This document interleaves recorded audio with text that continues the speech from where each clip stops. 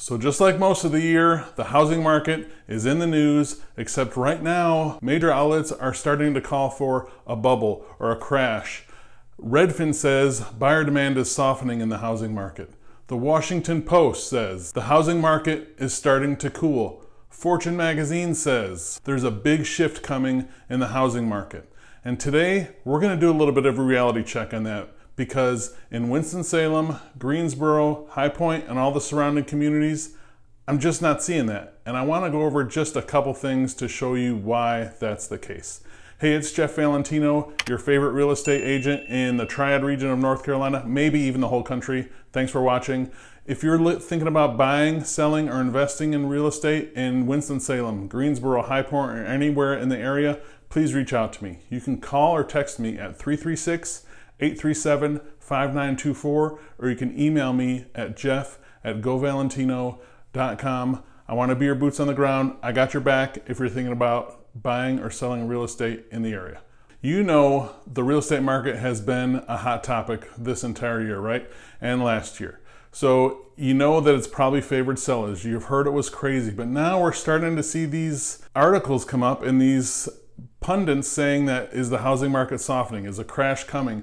Buyer demand is decreasing. And I just want to go over some numbers with you and some things that I'm seeing that just frankly says that's not the case here. At least in Winston-Salem, Greensboro, High Point, and the surrounding areas, we're just not seeing that, and I want to show you exactly why. But first, before we do that, I have to tell you, I'm not an economist. I don't do this for a living, but I do buy and sell real estate for a living, and I have been for the last 7 or 8 years, since 2014 as a licensed agent, investing in real estate a couple years before that. So if you want to go by the 10,000 hours to mastery thing, I've got that down, so I'm okay calling myself somewhat of an expert in this field. And rather than be boring and look at graphs and go on and on about these things, I want to go over just some simple numbers, some simple supply and demand basics, so you can see where I'm coming from and where I see a bubble and a crash just simply isn't coming. And I want to be clear, just because I'm saying a crash isn't coming doesn't mean the market might not slow, it might not plateau or something like that. And frankly, I think that would be a good thing. It's a really tough time for buyers right now, and I think a little bit more balance in the market would be good for buyers especially, but also for sellers too. It's been a lot, while they were getting a lot of money for their houses, it's been a lot of work on them. There's a lot of things that, that sellers right now, even in a crazy seller's market, are wishing it was a little bit easier on them. So I just wish all in all the market was a little bit more balanced, but I don't always get what I wish for. It is what it is. So I want to go over these numbers for you. Just really simple supply and demand so you can see what I'm talking about, okay? All right, let's get right into it. So the first thing on that is the supply side, right? That's the total number of houses for sale in the Winston-Salem, Greensboro, High Point, and surrounding area, what we call the Triad region of North Carolina, in that entire area. And the supply right now, as I'm filming this, the total supply in the Triad MLS, right? Winston-Salem, Greensboro, High Point, surrounding areas. There are 2,005 houses for sale right now when I'm filming this video. Contrast that with August of 2020, just 1 year ago, there was 3,388 homes for sale in that same time period. Contrast that with 2 years ago in August of 2019, there was 5,452 homes for sale. So just looking at simple, like I said, simple supply and demand. Supply is very, very low right now. As a matter of fact, it's about 50% of what it was just 2 years ago. So literally, if the total number of homes for sale doubled somehow overnight, right? Doubled overnight, we would have just a little over 4,000 homes for sale, still less than we did 2 years ago, and that still would not take up all the demand out there. So just supply is very low. And I want to talk about what's happening with that supply. In the last 30 days, so 30 days from when I'm filming this video, there were 2,272 homes that sold in that time. So 2005 new homes came on the market, but 2,273 sold. Even more important than that, 1,250 homes went under contract. So you see what is coming on the market is getting bought up really fast. So that's like from the data nerd kind of, inside the numbers level. What I'm seeing as an agent, remember I'm an agent, I help clients from all over buy and sell real estate, I'd love to help you too. If you want to do that, reach out. But I'm helping sellers and buyers all the time, and I'm seeing the same thing. What I'm seeing is reinforced by what's going on with that. Also, remember, I'm not just a real estate agent. I'm also the district director and broker in charge for our office of over 70 agents in Greensboro. What I'm seeing in my personal business and with these numbers is verified with all those other agents too. They're seeing the same thing.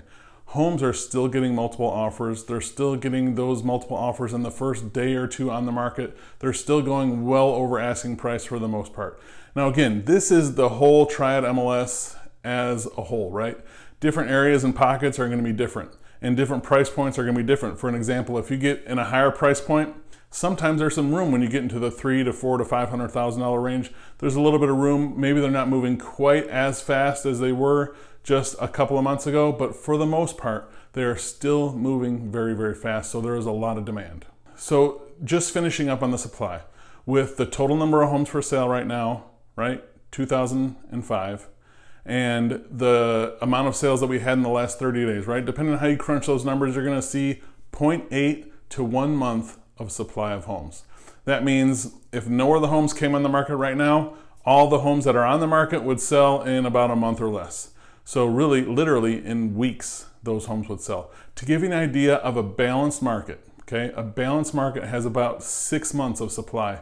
And right now in the whole Triad, we're still right at 1 or a little less than 1 month of supply. So the supply is still very, very low. It definitely still favors sellers. All right, so let's move on to the demand side of that, okay? And what I want to talk about is a couple of different things. Is what we're seeing on the market right now, again with those numbers, and I will tell you is the demand is still very high. Where we're not seeing a lot of new mortgage applications, and that made some news recently, there are still lots and lots of buyers in the market. There are multiple buyers for every single house, as I just said. There are multiple offers and well over asking price with high due diligence fees and very few, room to negotiate for buyers. It's been difficult for them. So demand is still very, very high. And as a matter of fact, we talked about on the supply side the last 7 days. On the demand side, I wanted to give you a more recent example, more up to date. So just the last 7 days. The last 7 days we saw 501 new listings come on the market in the Triad MLS. In that same 7 days, we have seen 505 homes go under contract and 672 close. So there is still just not enough coming on the market to meet the demand that is there. So it's still very high. And there's something even bigger that I want to talk to you about right now about that is the demand is even probably a little bit higher than what even we're seeing right now, for the simple fact of there are a lot of well-qualified buyers, some with conventional loans, but a lot of them with FHA and VA loans, the government-backed loans, right? The well-qualified people can handle a mortgage, are responsible with their income and debts. They're well-qualified, but right now they're just sitting on the sideline. They're sitting on the sideline because if you don't have a good agent, they're sitting on the sideline because there's a stereotype around these type of loans, right? There's a stereotype around FHA and VA loans. So those offers tend to get discarded. Those buyers tend to get discouraged, and they're kind of just waiting this thing out. So I even think there is more demand waiting in the wings from these type of buyers, and also just from conventional buyers that made offers on 5, 6, 7, 8 houses, got frustrated, re-signed a New Year lease, or said we're going to wait, or we're putting it off, or something like that. There's just a lot of frustrated buyers. But the key is to this, what is different than the recession when the housing market collapsed before, is these are well qualified. There is just simply more demand than there is supply. And also, I think those buyers will start to filter back in if things do tend to slow down. So if it does slow down, it's not going to crash because some of those people will filter back in. But two is there's just so much demand right now, and rates are still incredibly low, and financing is still available. Lending restrictions aren't tightening up or anything like that. So again, the demand is still there. People still want to buy houses. So those are the simple supply and demand reasons why I'm not seeing this in real time, and I'm not seeing a crash or a bubble anywhere in the near future. We might see things slow down a little bit because in July, we did see the total number of homes for sale tick up, and we saw the total number of homes sold tick down. We might be seeing a little bit of a slowdown there, but it was incremental in the grand scheme of things based on what we just talked about. Now, there's also a case that can be made with that is a ton more people vacationed and traveled this year. A lot more people went somewhere because they couldn't last year and they were cooped up in their house for so long and they were just excited to get out. So maybe they took that summer and put the house hunt on hold for a little while. Maybe there's a case to be made on that. I can't say for sure, but that's one theory that's working out there why those numbers kind of ticked a little bit. All right, so as I said, to me, I don't see a big crash or a bubble coming, maybe a slowdown, but here's some potential problems.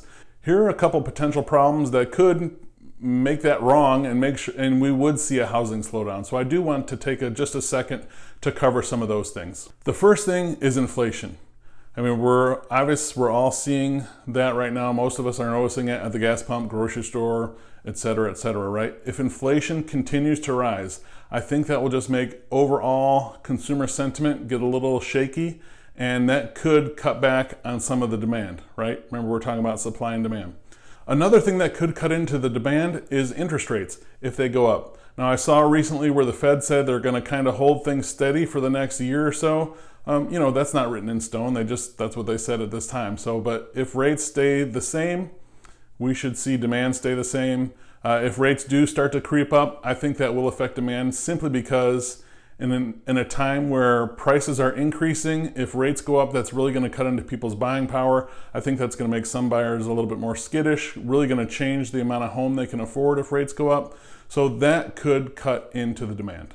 Another thing that could cut in demand if lending criteria gets tighter. Right now, money is flowing freely. Again, these are mostly responsible lenders. We're not seeing a lot of like what used to be like the subprime mortgages come in or anything like that. But if conventional loans tighten their lending guidelines or if something major changes on there, we could see buyers start to get skittish or a lot less demand because less people are qualified.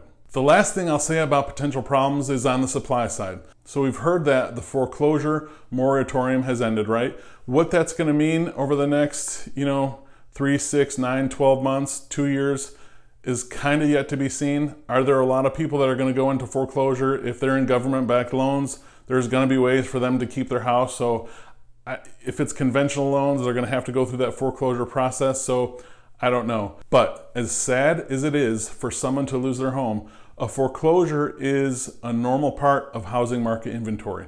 And we haven't seen foreclosures in, 2 years maybe, a year and a half. We just, since the moratorium, we have not seen foreclosures. So that's a significant piece of the supply side that has been missing, that if that starts to come back, that could, increase our supply some. But again, it's so low right now, I don't know how much of an effect that will make. But if it is a massive amount of foreclosures, that could drastically affect the supply side. But that is yet to be seen. Also, on the foreclosure piece, a lot of hedge funds might step in and buy some of those homes directly from the bank to either turn into rentals. We've been seeing a lot of that lately. Companies like BlackRock and other large hedge funds stepping in and buying a bunch of residential homes directly from the lender. If we see a lot of that, that supply might not even make it to the open market, so who knows. In conclusion, unless you're a speculator, which I advise against, unless you're really experienced at that type of thing, but unless you're a speculator and you're buying a house for the long term, I still think it's a really good idea. If you want to buy it today and sell it in 6 months for more money just by buying it and waiting, probably not a good idea because who knows what could happen. But if you're looking for a home for you or for you and your family or for you and your significant other and you plan on staying there for a few years and you want to put some roots down or something like that, if there is a blip or a bubble or anything like that, you ride it out. You only lose money if you buy high and sell low. So if you buy and don't sell, you haven't lost any money, right? Yeah, sure, the perceived value could go down, but nobody thought housing would recover from previous lows of the recession. And now, we've gone clearly past that. So overall, I still think buying real estate is a good investment if it's your long-term plan, right? If you're going to be there at least 3 to 4 to 5 years, you should be okay. If I can help you in any way with your real estate goals, buying, selling, or investing, I want to be your guy to do that. You can call me or text me at 336-837-5924, or you can email me at jeff@govalentino.com. Thanks.